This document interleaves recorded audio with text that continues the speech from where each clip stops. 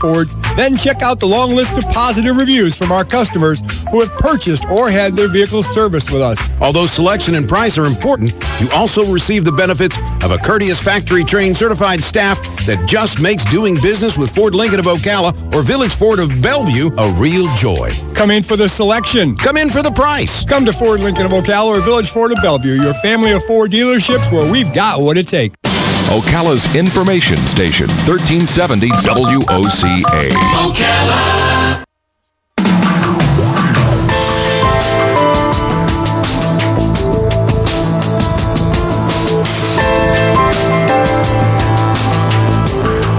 All right, 5 minutes after 10 o'clock. Thank you for tuning in this beautiful Thursday morning. You are in for a treat. We have one of those rare books that is just such a delight. This particular book kind of felt like it'd be a wonderful book. I don't know. There was a feel about this book. I remember when we first got it. We had an author some years ago, and she told me something that I'll never forget. She said when she was a child, she was not wealthy, and she'd come back to school after summer vacation, and all the kids would be talking about where they went. I went camping in Pennsylvania. I went on a trip to Florida. I went whatever. They would talk about their trips, and she would say, "Well, I went all over the world," and she would talk about these places she went to and these people she met, and not only did she travel the world, but she traveled through time. And they were, "Oh, come on." And she said, "Well, what I did is I went to the library and I would pick up a book, and that's how I did that." This book that we're going to talk about right now is called Above the East China Sea. You will go to Okinawa when you read this book. You will visit. It's a place that I've never been to, and yet the book helped me feel like I understood it. Not only did I go to this place, but I got into, and this is even harder for a writer to do, which is why I think Sarah Bird is a very talented writer, but I got into the hearts of the characters that she created. So I wasn't just in a place, but I was in a state of being. Sarah Bird, gosh, no wonder she has so many awards. Listen to this. She was selected for the Barnes & Noble Discover Great Writer Series. She was awarded by Elle Magazine. They have a Reader's Prize Award they give. People Magazine has a Page-Turner Award that she won. She has written screenplays for Paramount Pictures, CBS, Warner Brothers, National Geographic, ABC, TNT. This one I don't know, Robin. Hemdale Study? I don't know what that is. Hemdale Studio. I'm sorry. I had a typo. I meant to put anyway, obviously it's an honor to have her on our little show, and boy, oh boy, did she knock us both over with her book. The book again is called Above the East China Sea. It is a novel about wartime Okinawa intertwined with a story from present day. Takes us back to, takes me to a place I've never been. Some of you may have been to Okinawa, and, yes. And definitely into the hearts of people I've never met before. Sarah Bird, good morning, Sarah.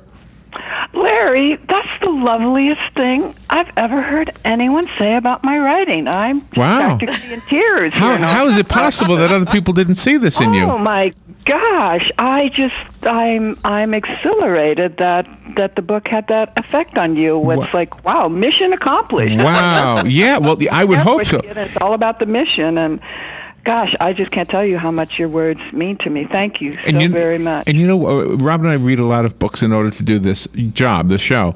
And I think often that some books affect Robin more than me. Some books affect me more than Robin. This one, I think you hit us both. So I don't know how you do it, but you did it. So.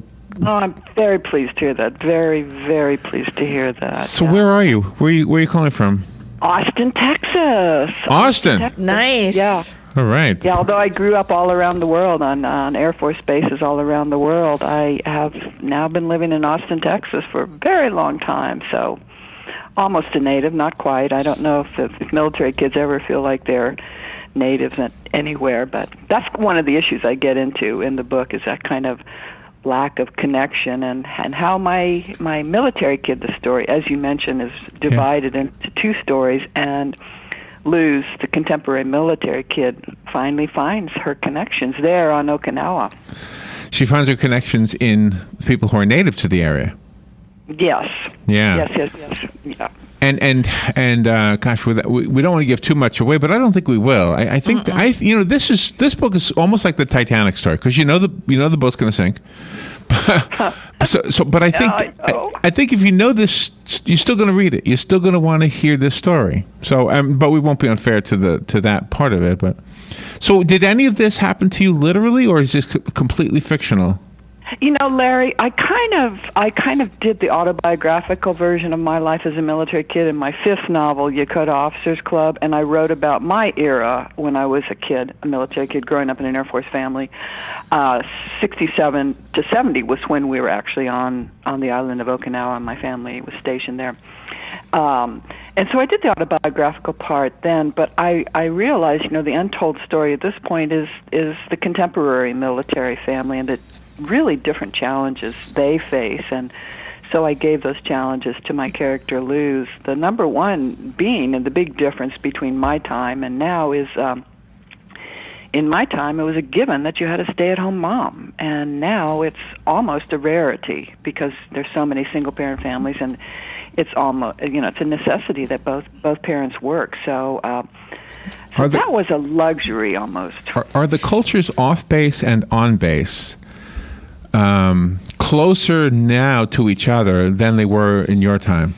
You know what I mean? That's a very interesting point, and I would yes, absolutely, you know, because the world has been Americanized since the time I was there, and not entirely, but they aren't as completely foreign as they were in my day. You know, you can go off base and buy Kentucky Fried Chicken. And oddly enough, and this is one thing I bring out in the book, which always struck me as almost comical, is like, although A&W root beers have kind of dwindled in America, they're very, very popular in Okinawa. Really? Oh, we got to go there for See, the beer float. I would fit in. I love A&W. I know. I've often wondered, where did they go? Now I know. Yeah, now I know where they went. They used to be much more popular, didn't they? But they're very popular in Okinawa, and they have their own little concoctions. You know, hamburgers with pineapple and teriyaki sauce and whatnot, and you know, so. But that's very typical of the Okinawan culture. It's an extremely welcoming, open culture compared to the Japanese culture, which is another point I tried to make. That Japanese and Okinawans are not one and the same. They, you know, historically had a different language, different customs, very different history. One of the things that you bring out in your book is that politics never seemed to go away. I enjoyed the story of the two sisters, and because the government I found out through your book that the government dictated what their jobs were going to be. Right. And you mean the girls during World War II? Or the contemporary girls? Robin, can you hear her?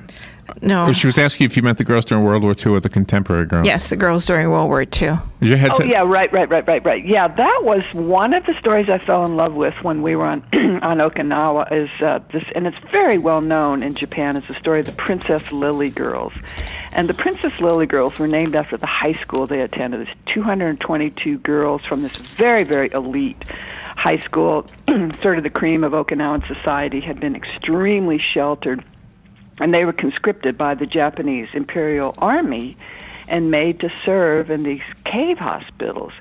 In advance of the inevitable American invasion, the Japanese army had honeycombed this 460 square mile island with miles and miles of tunnels, and the Japanese soldiers got the good tunnels, and the hospitals were literally caves. They were, you know, they had stalagmites and stalactites and drip. Wow. And this is where the girls were sent to work. And so these very sheltered girls who in a former life could have been kicked out of their schools for exchanging a note with a boy were suddenly, with almost no training, thrust into assisted amputations and help the wounded soldiers with the most intimate functions.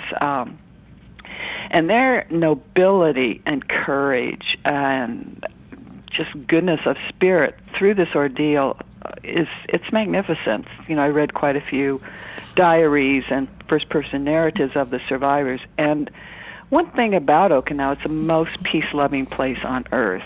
You know, being a historically tiny little trading nation, they were always at the will of other big countries that batted them around like a football. And so they love peace. They understand that there's nothing comes of war, and it's kind of their national motto. They're a state of Japan, but their motto is "Nuchi Dutakara," life is the treasure. And Wow. Yeah, I wish everybody would get that. Yes. yes, Larry. Sarah, can we ask you to hang on just a little bit? We have to take a little break, love to. but we'll be back.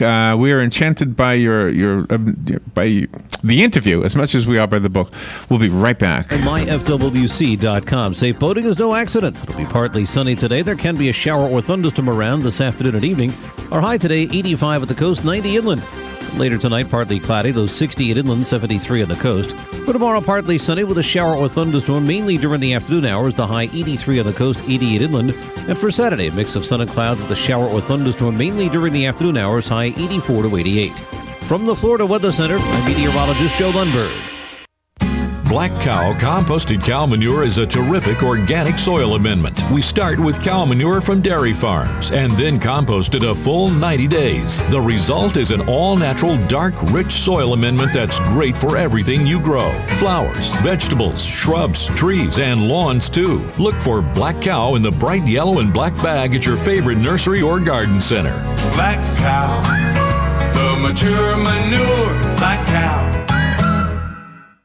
Wow, I can't believe what I'm seeing. Who did this? P&P Tikis and more, of course. Now I have a tiki hut for shade, and I can enjoy the sounds of my cascading fountain while feeding my koi fish in my own pond. They even fixed my fence and redid all my landscaping. Nice to see a professional, reliable, family-owned business. Yes, P&P Tikis is the natural Florida tiki builder and water features designer. With free estimates, P&P Tikis is licensed and insured. Call 352-877-3307 for your very own tiki hut and more. That's 352-877-3307. P&P Tikis.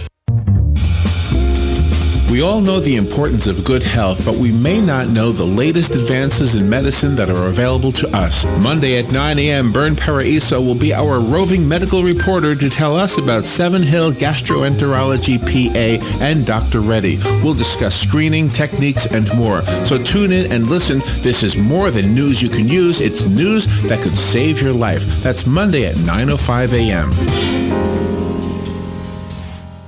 So you need a credit card, but how do you choose? Let's compare the big banks to Florida Credit Union. They have rewards, and we do too. They have customer service. Hello, 24/7. They have celebrities. Hey, Danny. But with Florida Credit Union, there's no annual fee, no liability for fraudulent charges, and no 22% interest rates. Choose Florida Credit Union, and you'll not only have a great credit card, but you'll have the support and personal touch that the big banks, well, can't touch. Florida Credit Union, connecting your money to your life. Federally insured by the NCUA. WWWOCA,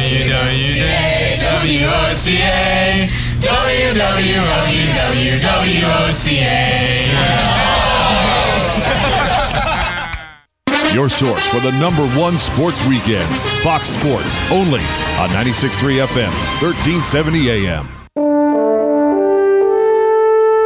This is WOCA, News Talk 1370.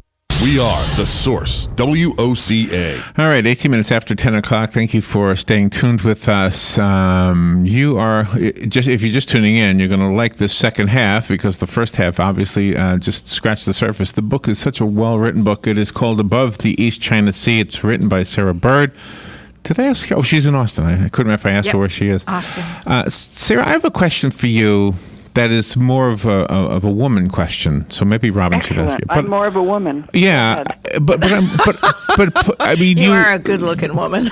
Yeah, you are a pretty lady. Very smart. Yes, very smart. I will agree with that. 65-year-old. No way, no way. That doesn't matter. Well, maybe that's because we're 60, so you look, but you look younger than us.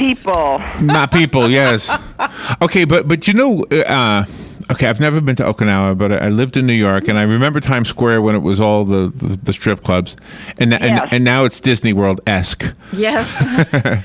in Okinawa specifically, and maybe even in the two different time periods, women have always been treated almost as a commodity, and we've not done a good job being good hosts of the planet. If men are supposed to be the hosts, I mean, we put you up on a pedestal, but at the same time, we try to sell you and what's another word? I don't know if that's an inevitable reality of war and of the military, but the Times Square-esque environment that you described there is very much what you find around almost all military bases, and it was certainly true in my time.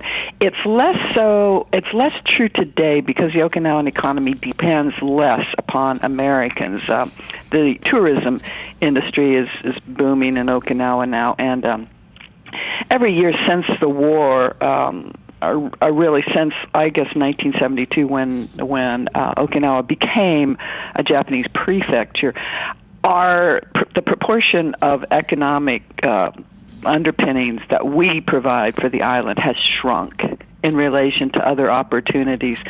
So the world you describe is shrinking just because there are better jobs out there for women than hooking for soldiers.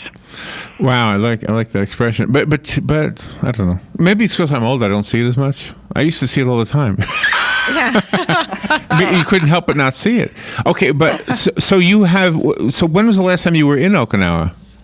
That's interesting, Larry. I really, I was able to do all the historical research here at the university libraries, but then it came time for me to write the contemporary character, and my background is in journalism, so my impulse is always to go out and interview people, and I thought, if I try to go interview a bunch of edgy teenagers on Okinawa, it would work out about as well as it did when I wrote my novel Virgin of the Rodeo, and I tried to interview cowboys in West Texas. Now, if you knew cowboys in West Texas, you would immediately burst into laughter because... So I went out there and I was going to laugh at the title, Virgin of the Rodeo. Your hopes and dreams and fears, and they kind of look at me and squint and go, "Yes, ma'am." "No, ma'am." Oh, man. "No, ma'am." And I tried the rodeo. Every single one of them went, "Just crazy, I expect." I knew I'd get a version of that if I tried to interview edgy Okinawan teenagers, or really space kids. But fortunately, to the rescue came YouTube, and I found an entire channel on YouTube called Planet Oki. Really? Wow. And and you're fluent in Japanese? No. This is base kids and local kids. And that, I try to get into that in the book. It's the whole culture that they create of that incredible mix of the base kids and local kids. And, the local kids who are somehow attached to the base. And this channel I found was devoted to the hip-hop So did you feel connected and at the same time disconnected because of the amount of time that has spanned?